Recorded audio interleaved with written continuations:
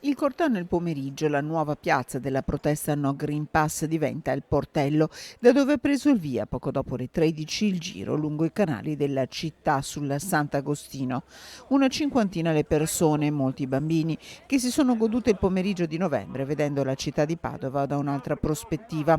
Un cartello si alza tra quanti siedono, mascherine indossate, qualche attimo di discussione al momento dell'imbarco per uno degli aderenti al movimento che, certificato alla mano, chiede di salire senza mascherina. Se tu non usi la mascherina non puoi salire. Vabbè, allora devi chiamare la polizia e devo avere un... Mi dispiace, ma io ho avuto